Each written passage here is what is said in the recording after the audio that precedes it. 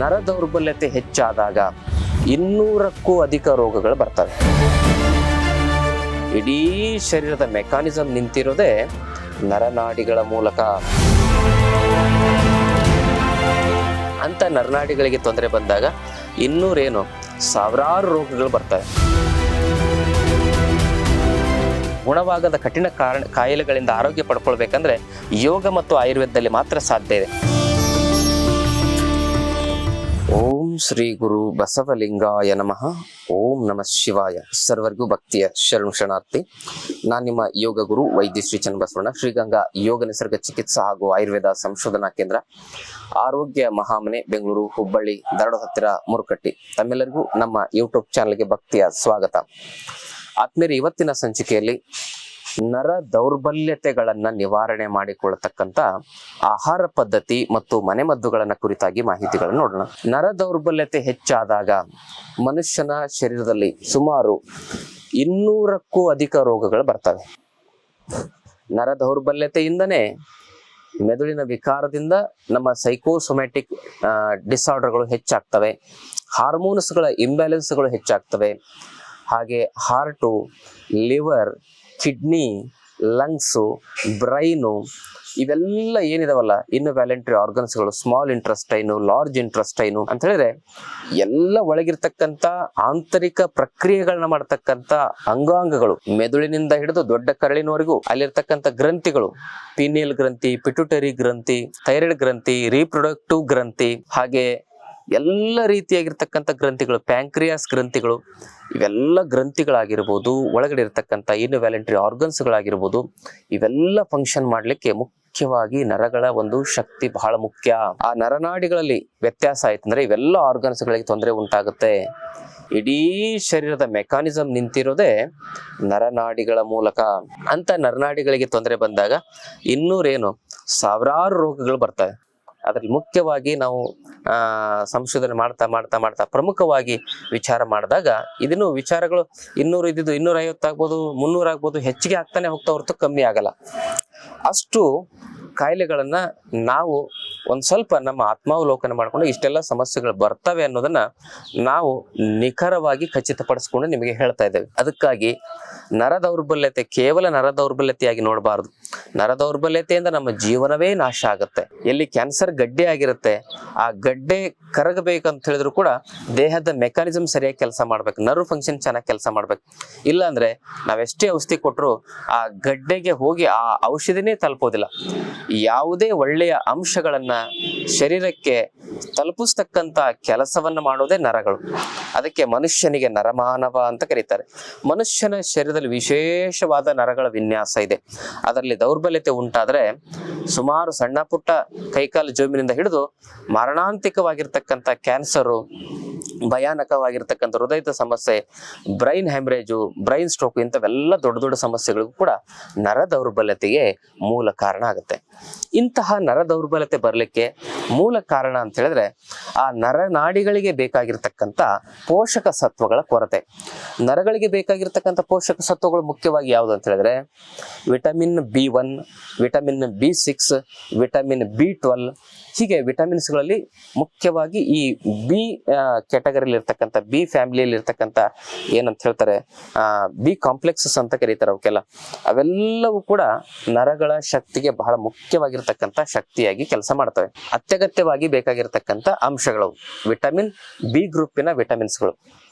ಇನ್ನ ಇದಾದ ಮೇಲೆ ವಿಟಮಿನ್ ಡಿ ಕೂಡ ಅತ್ಯಗತ್ಯವಾಗಿ ಬೇಕು, ಹಾಗೂ ವಿಟಮಿನ್ ಇ ಮತ್ತು ವಿಟಮಿನ್ ಸಿ ಅಂತಕ್ಕಂಥ ಆಂಟಿ ಆಕ್ಸಿಡೆಂಟ್ಗಳು ಬೇಕು, ಮತ್ತು ಒಮೆಗಾ 3 ಫ್ಯಾಟಿ ಆಸಿಡಿನ ಅಗತ್ಯ ಇದೆ. ಮ್ಯಾಗ್ನೀಷಿಯಂ ಮತ್ತು ಪೊಟ್ಯಾಷಿಯಂ ಅಂತಕ್ಕಂಥ ಮಿನರಲ್ಸ್ಗಳು ಕೂಡ ಅತ್ಯಗತ್ಯವಾಗಿ ನರಗಳ ಒಂದು ಶಕ್ತಿಗೆ ಮುಖ್ಯವಾಗಿ ಬೇಕಾಗ್ತವೆ. ಇಲ್ಲಿ ಈ ಪೋಷಕಾಂಶಗಳಿಂದ ಏನು ನಡೀತದೆ ಅಂತ ಹೇಳಿದ್ರೆ ವಿಟಮಿನ್ ಬಿ ಸೀರೀಸ್ ಏನು ಅತ್ಯಗತ್ಯವಾಗಿ ನಮ್ಮ ನರಗಳಲ್ಲಿ ಏನು ಕೆಲಸ ಮಾಡುತ್ತಂದ್ರೆ ಸೆಲ್ಸ್ಗಳನ್ನ, ನ್ಯೂರಾನ್ಸ್ಗಳನ್ನ ರಿಪೇರಿ ಮಾಡ್ತಕ್ಕಂಥ ಕೆಲಸ ಮಾಡುತ್ತೆ, ಅದಕ್ಕೆ ಶಕ್ತಿ ತುಂಬತಕ್ಕಂಥ ಕೆಲಸ ಮಾಡುತ್ತೆ. ವಿಟಮಿನ್ ಸಿ ಮತ್ತು ವಿಟಮಿನ್ ಇ ಅಂತಕ್ಕಂಥ ಆಂಟಿ ಆಕ್ಸಿಡೆಂಟ್ಗಳು ನರಗಳಲ್ಲಿ ಬ್ಲಾಕೇಜಸ್ ಗಳಾಗದಂತೆ ನರಗಳನ್ನ ಸ್ವಚ್ಛವಾಗಿಡ್ತಕ್ಕಂಥ ಕೆಲಸ ಮಾಡುತ್ತೆ. ಸ್ವಚ್ಛವಾಗಿದ್ರೆ ಮಾತ್ರ ಫಂಕ್ಷನ್ ಚೆನ್ನಾಗಿ ಮಾಡ್ಲಿಕ್ಕೆ ಆಗತ್ತೆ. ಬ್ಲಾಕೇಜ್ ಆದ್ರೆ ಹಾರ್ಟಲ್ಲಿ ಬ್ಲಾಕೇಜ್ ಆಯಿತು, ಕಿಡ್ನಿಲಿ ಬ್ಲಾಕೇಜ್ ಆಯಿತು, ಆಮೇಲೆ ಬ್ರೈನಲ್ಲಿ ಬ್ಲಾಕೇಜ್ ಆಯಿತು ಅಂತ ಹೇಳಿದ್ರೆ ಅಲ್ಲೇನಾಗುತ್ತೆ, ಸಮಸ್ಯೆಗಳು ಬರ್ತವೆ. ಬ್ರೈನ್ ಹೆಮರೇಜ್ ಆಗ್ಬೋದು, ಇಸ್ಕೆಮಿಕ್ ಬ್ಲಾಕೇಜ್ ಆಗ್ಬೋದು, ಹೆಮರೇಜಿಕ್ ಬ್ಲಾಕೇಜ್ ಆಗ್ಬೋದು. ಹಾರ್ಟಲ್ಲಿ ಕಾರನರಿ ಆರ್ಟರಿ ಬ್ಲಾಕೇಜ್ ಆಗ್ಬೋದು. ನರನಾಡಿಗಳಲ್ಲಿ ಕಾಲಲ್ಲಿ ಏನಾದ್ರು ಸಮಸ್ಯೆ ಆದರೆ DVT, ಡೀಪ್ ವೇನ್ ಥ್ರೋಂಬೋಸಿಸ್ ಆಗ್ಬೋದು, ಹಾಗೂ ವೆರಿಕೋಸ್ ವೇನ್ ಆಗಬಹುದು. ಅದೇ ಬ್ಲಾಕೇಜಸ್ಗಳು ಸ್ಮಾಲ್ ಆರ್ಗನ್ಸ್ಗಳಲ್ಲಿ ಸೇರ್ಕೊಳ್ತಾ ಹೋಯಿತು ಅಂತ ಹೇಳಿದ್ರೆ ಅದರಿಂದ ಅಲ್ಲಿ ಟಾಕ್ಸಿಸಿಟಿ ಹೆಚ್ಚಿಗೆ ಆಗಿ ಸ್ಟೋನು, ಹೆಮರೇಜ್ಗಳು, ಇವೆಲ್ಲ ಗಂಟುಗಳು ಆಗ್ತಕ್ಕಂಥ ಚಾನ್ಸಸ್ಗಳು ಇರ್ತವೆ. ಅದಕ್ಕಾಗಿ ಕ್ಲೀನ್ ಮಾಡಲಿಕ್ಕೆ ಆಂಟಿ ಆಕ್ಸಿಡೆಂಟ್ ಮುಖ್ಯ ಬೇಕಾಗುತ್ತೆ. ಆ ವಿಟಮಿನ್ C ಮತ್ತು ವಿಟಮಿನ್ E ಅಂತಕ್ಕಂಥ ಆಂಟಿ ಆಕ್ಸಿಡೆಂಟು ಅದು ಬಹಳ ಮುಖ್ಯ ನರಗಳನ್ನು ಸ್ವಚ್ಛ ಮಾಡಲಿಕ್ಕೆ.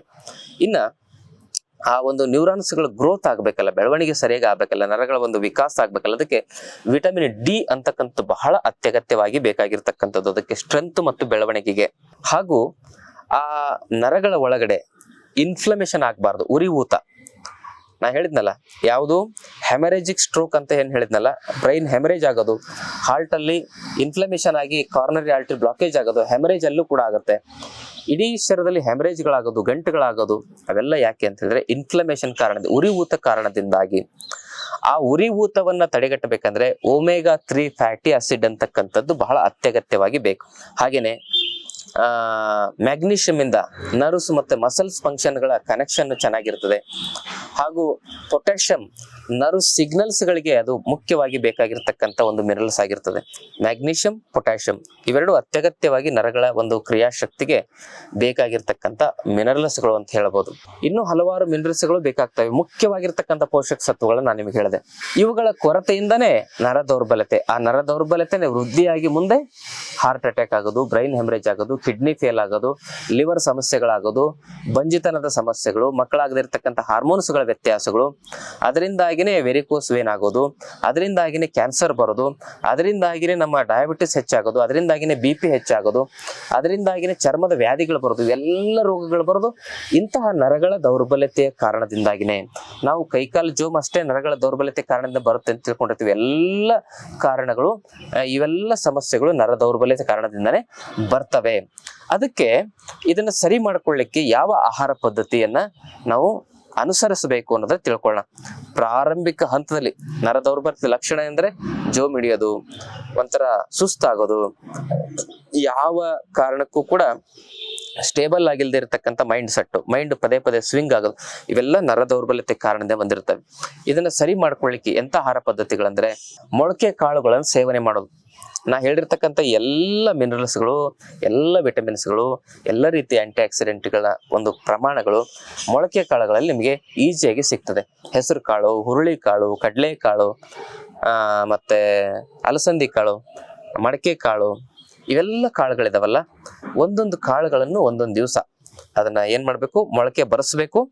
ಮೊಳಕೆ ಬರೆಸಿದ್ರಲ್ಲಿ ಬೆಲ್ಲ, ಸ್ವಲ್ಪ ತುಪ್ಪ ಹಾಕಿ ಸೇವನೆ ಮಾಡಿದ್ರೆ ನಿಮಗೆ ಅದರಲ್ಲಿ ಫ್ಯಾಟಿ ಆಸಿಡ್ ಇರ್ತದೆ, ಮಿನರಲ್ಸ್ಗಳು ಇರ್ತವೆ, ನಿಮಗೆ ಬೇಕಾಗಿರ್ತಕ್ಕಂಥ ಎಲ್ಲ ವಿಟಮಿನ್ಸ್ಗಳು, ನರಗಳ ಶಕ್ತಿಗೆ ಬೇಕಾಗಿರ್ತಕ್ಕಂಥ ಎಲ್ಲ ವಿಟಮಿನ್ಸ್ಗಳು ಸಿಗ್ತವೆ. ಅದಕ್ಕೆ ಮಕ್ಕಳಿಗೆ ಮೊಳಕೆ ಕಾಳು, ಬೆಲ್ಲ, ತುಪ್ಪವನ್ನು ಹಾಕಿ ಕೊಡೋದು ರೂಢಿ ಮಾಡ್ಕೊಳ್ಳಿ. ಬಹಳ ಜನ ನನಗೆ ಏನಂತ ಹೇಳ್ತಾರಂದ್ರೆ, ಅಯ್ಯೋ ಗುರುಜಿ, ನಮ್ಮ ಮಕ್ಕಳು ತುಂಬಾ ಹಠ ಮಾಡ್ತವೆ, ಬೆಳಿಗ್ಗೆ ಏನ್ ಮಾಡ್ಬೇಕು, ಅವ್ರಿಗೆ ಏನು ಕೊಡ್ಲಿಕ್ಕೆ ಆಗದೆ ನಾವೇನ್ ಮಾಡ್ತೇವೆ, ಚಾಕ್ಲೇಟ್ ಕೊಡ್ತೇವೆ, ಬ್ರೆಡ್ ಕೊಡ್ತೇವೆ, ಬಿಸ್ಕೆಟ್ ಕೊಡ್ತೇವೆ, ಮತ್ತೆ ಅದನ್ನ ಬಿಟ್ಟು ಏನ್ ಕೊಡೋದು ಮಕ್ಕಳಿಗೆ, ಏನ್ ತಿನ್ಲಿಕ್ಕೆ ಆಗುತ್ತೆ ಮಕ್ಕಳು, ಇದೆ ಅಲ್ವಾ, ಇದರಿಂದ ಏನ್ ಸಮಸ್ಯೆ ಆಗುತ್ತೆ ಅಂತ ಕೇಳ್ತಾರೆ. ಈ ಬ್ರೆಡ್, ಬಿಸ್ಕೆಟ್, ಚಾಕ್ಲೇಟ್ ಇಂದ ನರ ದೌರ್ಬಲ್ಯತೆ ಜೊತೆಗೆ ಕ್ಯಾನ್ಸರ್ ಕೂಡ ಬರ್ತದೆ. ಮಕ್ಕಳಲ್ಲಿ ಕ್ಯಾನ್ಸರು, BP, ಶುಗರು, ಮಾರಣಾಂತಿಕ ಸಮಸ್ಯೆಗಳು ಹೆಚ್ಚಾಗಲಿಕ್ಕೆ ನೀವು ಮಕ್ಕಳಿಗೆ ಕೊಡ್ತಕ್ಕಂಥ bread, biscuit, chocolate, junk food ಕಾರಣ. ಅದಕ್ಕಾಗಿ ಈಸಿಯಾಗಿದೆ ಮೊಳಕೆ ಕಾಳು ಮಾಡಕ್ಕೆ. ಅಂತ ನೀವೇನು ಕಷ್ಟಪಡ್ತೀರೋ, ನೀರಲ್ಲಿ ನೆನೆಸೋದು, ಬಟ್ಟೆಯಲ್ಲಿ ಹಾಕಿ ಕಟ್ಟಿಟ್ಬಿಟ್ರೆ ಮೊಳಕೆ ಬರ್ತದೆ. ಮಕ್ಕಳಿಗೆ ರುಚಿಕರವಾದ ಆಹಾರವನ್ನು ಕೊಡಿ, ಆರೋಗ್ಯಕರವಾದ ಆಹಾರವನ್ನು ಕೊಡಿ, ಅವ್ರ ಜೊತೆಗೆ ನೀವು ಕೂಡ ಅದನ್ನು ಸೇವನೆ ಮಾಡಿ. ಅದಕ್ಕಾಗಿ ಮುಖ್ಯವಾಗಿ ಈ ನರಗಳ ದೌರ್ಬಲ್ಯತೆಯಿಂದ ಕಣ್ಣಿನ ಸಮಸ್ಯೆಗಳು ಬರ್ತವೆ. ಡಯಾಬಿಟಿಸ್ ಇರ್ತಕ್ಕಂಥ ಡಯಾಬಿಟಿಕ್ ನ್ಯೂರೋಪತಿ ಆಯ್ತು ಅಂತ ಹೇಳಿದ್ರೆ ಕೈಕಾಲೆಲ್ಲ ಸೆಳೆತ, ಚುಚ್ಚೋದೆಲ್ಲ ಬರ್ತವೆ. ಅದಕ್ಕಾಗಿ ಇಂತಹ ಒಂದು ಪದಾರ್ಥಗಳನ್ನ ಕೊಡಿ. ಇವುಗಳನ್ನ ನೀವು ಸೇವನೆ ಮಾಡ್ತಾ ಹೋದ್ರೆ ಏನಾಗುತ್ತೆ ಅಂತ ಹೇಳಿದ್ರೆ ನಿಮ್ಮಲ್ಲಿ ನರನಾಡಿಗಳಿಗೆ ಬೇಕಾಗಿರ್ತಕ್ಕಂಥ ಎಲ್ಲ ಪೋಷಕ ತತ್ವಗಳು ಸಿಗ್ತವೆ. ಡಯಾಬಿಟಿಸ್ ಇರೋರು ಬೆಲ್ಲವನ್ನ ಸ್ವಲ್ಪ ಕಡಿಮೆ ಪ್ರಮಾಣದಲ್ಲಿ ಸೇವನೆ ಮಾಡೋದು ಸೂಕ್ತ. ಇಲ್ಲಾಂದ್ರೆ ಅದು ಸೇವನೆ ಮಾಡದೆ ತುಪ್ಪ ಮತ್ತು ಮೊಳಕೆ ಕಾಳುಗಳನ್ನ ಸೇವನೆ ಮಾಡಿದ್ರು ನಡೀತದೆ. ಹೀಗೆ ನೀವು ಇದನ್ನ ರೂಢಿಯಲ್ಲಿ ಇಟ್ಕೊಳ್ಬೇಕು. ಮತ್ತೆ ಯಾವ ಸೀಸನ್ ಅಲ್ಲಿ ಯಾವ ಹಣ್ಣು ಬರ್ತದೆ, ಈಗೆಲ್ಲ ಹೈಬ್ರಿಡ್ ಹಣ್ಣುಗಳೇ ಜಾಸ್ತಿ ಆಗಿದಾವೆ. ಯಾವ ಸೀಸನ್ ಅಲ್ಲಿ ಯಾವ ಹಣ್ಣು ಬರ್ತದೆ ಆ ಹಣ್ಣನ್ನ ಸೇವನೆ ಮಾಡೋದ್ರಿಂದ ನರಗಳು ತುಂಬಾ ಸ್ಟ್ರಾಂಗ್ ಆಗಿರ್ತವೆ. ಹಿಂದೆ ಎಷ್ಟು ಸ್ಟ್ರಾಂಗ್ ಇದ್ರು ಅಂತ ಹೇಳಿದ್ರೆ ಅವರು 100 kg ಅಂದ್ರೆ 1 ಕ್ವಿಂಟಲ್ ಜೋಳವನ್ನ ಆರಾಮಾಗಿ ಹೊತ್ಕೊಂಡು ಓಡಾಡ್ತಾ ಇದ್ರು. ಈಗ 5 kg 10 kg ಚೀಲ ಎತ್ತಲಿಕ್ಕೆ ಆಗ್ತಾ ಇಲ್ಲ ನಮಗೆ. ಅವರ ಶಕ್ತಿಗೆ ನರಗಳ ಶಕ್ತಿನೇ ಮೂಲ ಕಾರಣ ಆಗಿತ್ತು. ಅದಕ್ಕಾಗಿ ನಾವು ಬಹಳ ಮುಖ್ಯವಾಗಿ ತಿಳ್ಕೊಬೇಕು, ಆ ನರಗಳಲ್ಲಿ ಶಕ್ತಿ ಬರ್ಬೇಕಂತ ಹೇಳಿದ್ರೆ ಅವ್ರೇನ್ ಮಾಡ್ತಿದ್ರು, ಸೀಸನಲ್ ಫ್ರೂಟ್ಸ್ ಅನ್ನ ತಿಂತಿದ್ರು. ಆ ಸೀಸನಲ್ ಫ್ರೂಟ್ಸ್ ಅನ್ನ ನಾವು ತಿನ್ನೋದು ಕಡಿಮೆ ಮಾಡಿದ್ವಿ. ಅದಕ್ಕೆ ಈ ತರ ನರಗಳ ದೌರ್ಬಲ್ಯತೆ ಹೆಚ್ಚಾಗ್ತದೆ. ಸೀಸನಲ್ ಆಗಿ ಯಾವ ಸೀಸನ್ ಯಾವ ಹಣ್ಣು ಬರುತ್ತೆ ಆ ಹಣ್ಣು ತಿನ್ನಿ, ನಿಮ್ ನರಗಳು 100 ವರ್ಷ ಚೆನ್ನಾಗಿರ್ತವೆ, ಅದ್ಭುತವಾಗಿರ್ತವೆ. ಆಮೇಲೆ ಸೂರ್ಯನಿಗೆ ನಾವು ಎಕ್ಸ್ಪೋಸ್ ಆಗೋದನ್ನ ಕಲಿಬೇಕು. ಅದರಿಂದ ವಿಟಮಿನ್ ಡಿ ಸರಿಯಾಗಿ ಸಕ್ರೇಷನ್ ಆಗುತ್ತೆ. ಅದು ಕೂಡ ನರ್ವ್ ಸ್ಟ್ರೆಂತ್ಗೆ ಬಹಳ ಮುಖ್ಯ ಆಗುತ್ತೆ. ಹಾಗೂ ಹಾಲು, ಮೊಸರು, ಮಜ್ಜಿಗೆ, ಬೆಣ್ಣೆ, ತುಪ್ಪ ನಾಟಿ ಹಸುವಿಂದ ಆಗಿರ್ಬೋದು, ಎಮ್ಮೆದಾಗಿರ್ಬೋದು. ಎಮ್ಮೆದು ತಿನ್ಬೇಕಂದ್ರೆ ಸ್ವಲ್ಪ ಶಾರೀರಿಕ ಶ್ರಮ ಮಾಡೋರು ತಿನ್ಬೋದು. ನಾಟಿ ಹಸು, ಕುರಿ, ಇದರ ಒಂದು ಮೇಕೆ ಬೆಣ್ಣೆ ಮತ್ತು ತುಪ್ಪ ಬಳಸ್ಬೋದು. ಆದರೆ ಪ್ಯಾಕೆಟ್ ನಲ್ಲಿ ಬರ್ತಕ್ಕಂಥದ್ದು ಏನಿದೆಲ್ಲ ಅದು ಪ್ಲಾಸ್ಟಿಕ್ ನಲ್ಲಿ ಬರ್ತದಲ್ಲ, ಅದ್ರಲ್ಲಿ ಅಸಿಡಿಕ್ ಅಂಶ ಇರ್ತದೆ, ಮತ್ತೆಲ್ಲ ಮಿಕ್ಸ್ ಇರ್ತದೆ. ಅದು ಎಮ್ಮೆ ಹಾಲು, ಹಸುವಿನ ಹಾಲು ಎಲ್ಲ ಹಾಲನ್ನು ಮಿಕ್ಸ್ ಮಾಡಿರ್ತಾರೆ. ಅದಕ್ಕೆ ಪ್ಯಾಕೆಟ್ ಹಾಲು, ಮೊಸರು, ಬೆಣ್ಣೆ, ತುಪ್ಪದಕ್ಕಿಂತ ನೀವು ನ್ಯಾಚುರಲ್ ಆಗಿ ನಿಮ್ಮ ಮನೆ ಪಕ್ಕದಲ್ಲಿ ಏನಾದರೂ ಹಸು, ಎಮ್ಮೆ ಇದ್ರೆ ಆ ಒಂದು ಹಾಲಿನ ಉತ್ಪನ್ನಗಳನ್ನ ನೀವು ನೇರವಾಗಿ ಖರೀದಿ ಮಾಡಿ ಅದನ್ನು ಉಪಯೋಗಿಸ್ಕೊಳ್ಬಹುದು. ಹೈನುಗಾರಿಕೆಯ ಪದಾರ್ಥಗಳಲ್ಲೂ ಕೂಡ ಇಂತಹ ಒಂದು ನರಗಳ ದೌರ್ಬಲ್ಯತೆ ನಿವಾರಣೆ ಮಾಡ್ತಕ್ಕಂಥ ಶಕ್ತಿ ಇದೆ. ಅದ್ರ ಜೊತೆಗೆ ನಿಮಗೆ ಆ ಅದೃಷ್ಟ ಇಲ್ಲ, ನೀವು ಸಿಟಿಲಿ ವಾಸ ಮಾಡ್ತಾರೆ ಅಂದ್ರೆ ನೀವೇನ್ ಮಾಡ್ಬೋದು ಅಂದ್ರೆ ಶೇಂಗಾ ನೆನೆಸಿ ಅದನ್ನ ಮಿಕ್ಸಿಗೆ ಹಾಕಿ ಶೇಂಗಾದ ಹಾಲನ್ನ ಮಾಡ್ಕೊಂಡು ಕುಡಿಬಹುದು. ಹಾಲಿನಕ್ಕಿಂತ ಚೆನ್ನಾಗಿರ್ತದೆ ಅದು ರುಚಿ. ಆಮೇಲೆ ಕೊಬ್ಬರಿಯನ್ನ ಚೆನ್ನಾಗಿ ರುಬ್ಬಿ ಅದರ ಹಾಲನ್ನು ತೆಗೆದು ಕುಡಿಯೋದು. ಆಮೇಲೆ ಸ್ವಲ್ಪ ಈ ಕುಂಬಳಕಾಯಿ ಬೀಜವನ್ನ 1 ಮುಷ್ಟಿ ನೆನೆಸಿ ಅದನ್ನ ರುಬ್ಬಿ ಅದರ ಹಾಲು ತೆಗೆದು ಕುಡಿಯೋದು. 4 ರಿಂದ 6 ಬಾದಾಮಿಯನ್ನ ನೆನೆಸಿ ಅದನ್ನ ರುಬ್ಬಿ ಸಿಪ್ಪೆ ತೆಗೆದು ರುಬ್ಬಿ ಅದರ ಹಾಲನ್ನ ಕುಡಿಯೋದು. ವಾಲ್ನಟ್ ಅನ್ನ ರುಬ್ಬಿ ಹಾಲು ಕುಡಿಯೋದು ನೆನೆಸಿ.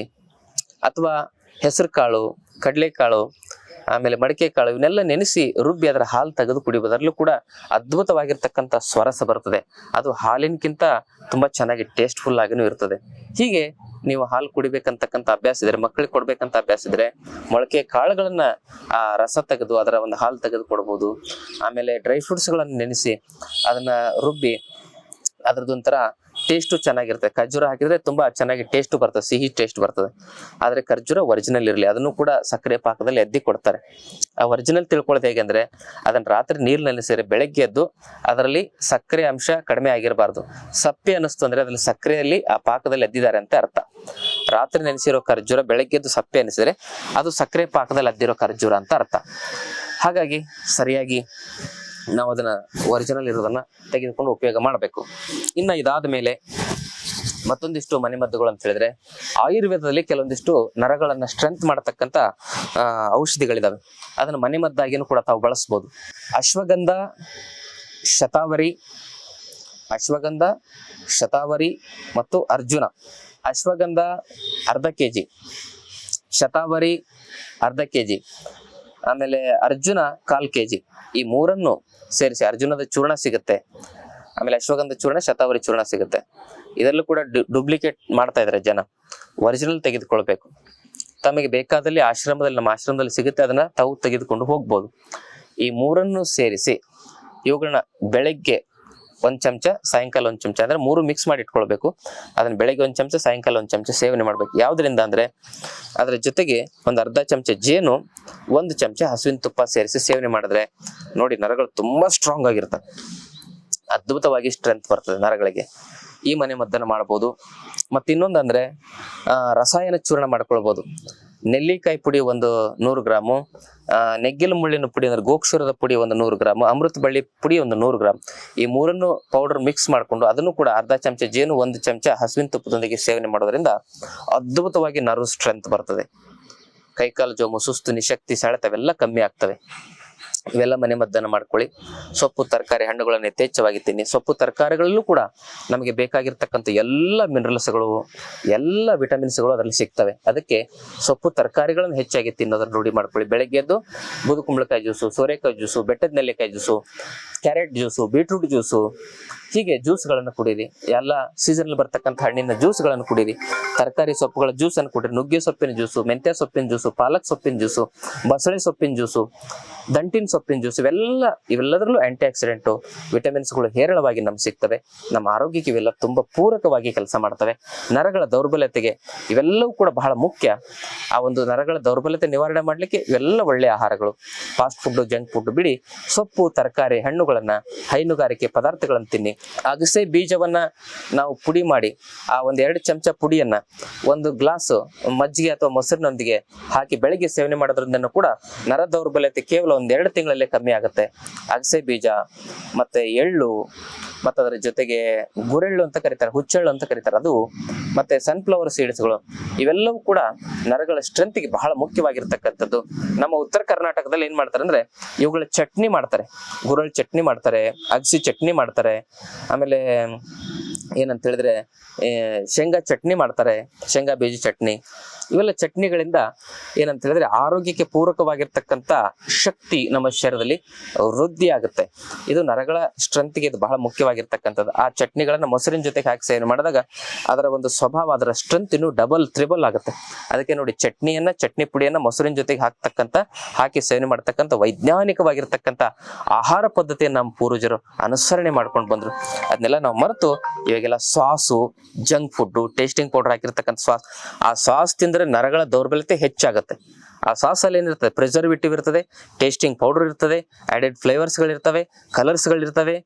ಇವೆಲ್ಲ ಕೆಮಿಕಲ್ಗಳಿಂದ ಅಂತ ಸಾಸ್ ತಿನ್ನೋದು, ಜಂಕ್ ಫುಡ್, ಫಾಸ್ಟ್ ಫುಡ್ ತಿನ್ನೋದು, ಅಲ್ಲಿ ಮೋನೋಸೋಡಿಯಂ ಗ್ಲೂಟಮೇಟ್ ಅಂತಕ್ಕಂಥದ್ದು ಇರ್ತದೆ. ಬೇಕರಿಯಲ್ಲಿ ಅಂತ ಹೇಳಿದ್ರು ಬೇಕರಿ ಫುಡ್ ತಿಂದ್ರೆ ಅದ್ರಲ್ಲಿ ಏನಿರ್ತದೆ, ಟೇಸ್ಟಿಂಗ್ ಪೌಡರ್ ಇರ್ತದೆ, ಬೇಕಿಂಗ್ ಪೌಡರ್ ಇರ್ತದೆ, ಹಾಗೂ ದಾಲ್ಡಾ ಇರ್ತದೆ, ಹಾಗೂ ಮೈದಾ ಇರ್ತದೆ, ಸಕ್ಕರೆ ಇರ್ತದೆ. ಇವೆಲ್ಲವೂ ಕೂಡ ನರಗಳನ್ನ ಹಾಳು ಮಾಡ್ತಕ್ಕಂಥ ವಿಷಕಾರಿ ಪದಾರ್ಥಗಳು.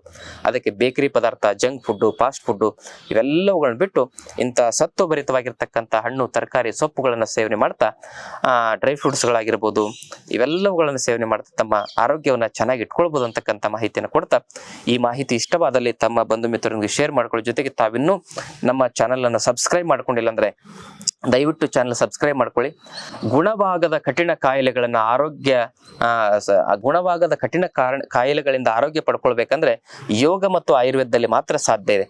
ಅದಕ್ಕಾಗಿ ಕಾಯಿಲೆಗಳು ಬಂದವರಿಗೂ ಕೂಡ ಆಯುರ್ವೇದ ಮತ್ತು ಯೋಗದಿಂದ ಪರಿಪೂರ್ಣ ಪರಿಹಾರ ಇದೆ. ಕಾಯಿಲೆನೇ ಬರಬಾರದು ಅಂತ ಹೇಳಿ ನಾವು ಆರೋಗ್ಯವಾಗಿರಬೇಕು ಅಂತ ಹೇಳಿದ್ರೆ ಕಾಯಿಲೆ ಬಂದ ಮೇಲೆ ಎಲ್ಲರೂ ಔಷಧಿ ಕೊಡ್ತಾರೆ. ಕಾಯಿಲೆನೇ ಬರದಂತೆ ಔಷಧಿ ಯಾವ್ದಾದ್ರು ಇದೆ ಅದು ಯೋಗ ಮತ್ತು ಆಯುರ್ವೇದ ಜೀವನ ಪದ್ಧತಿ. ಅದನ್ನ ತಿಳಿಸ್ಕೊಡ್ಲಿಕ್ಕಾಗಿ ಪ್ರತಿ ತಿಂಗಳು 5 ದಿನದ ಆರೋಗ್ಯ ಶಿಬಿರವನ್ನು ನಾವು ಮಾಡ್ತಾ ಇದ್ದೇವೆ. ಆ ಶಿಬಿರದಲ್ಲಿ ತಾವು ಕುಟುಂಬ ಸಮೇತರಾಗಿ ಭಾಗವಹಿಸಿದ್ರೆ ನಿಮ್ಮ ಆಸ್ಪತ್ರೆಗಳ ಖರ್ಚು, ಔಷಧಿಗಳ ಖರ್ಚು ಸಂಪೂರ್ಣವಾಗಿ ನಿಲ್ಲುತ್ತೆ. ಇದು ಸತ್ಯ, ಇದು ಸತ್ಯ, ಇದು ಸತ್ಯ. ನಾವು ಹೇಳ್ಕೊಟ್ಟಿರ್ತಕ್ಕಂಥ ವಿಚಾರಗಳನ್ನ ಜೀವನದಲ್ಲಿ ಅಳವಡಿಸ್ಕೊಂಡ್ರೆ 100 ವರ್ಷ ಆರೋಗ್ಯ, ನೆಮ್ಮದಿಯಿಂದ ಬದುಕಬಹುದು. ತಮ್ಮೆಲ್ಲರಿಗೂ ಶರಣಾರ್ಥಿ. ಮತ್ತೊಮ್ಮೆ ಹೇಳ್ತಿದ್ದೇನೆ, ಆ ಶಿಬಿರಕ್ಕೆ ತಾವೆಲ್ಲರೂ ಭಾಗವಹಿಸಿ. ಪ್ರತಿ ತಿಂಗಳು 26ರಿಂದ 30ರವರೆಗೂ ಆ ಶಿಬಿರ ನಮ್ಮ ಆಶ್ರಮದಲ್ಲಿ ನಡೀತದೆ. ತಮ್ಮೆಲ್ಲರಿಗೂ ಶರಣಾರ್ಥಿ.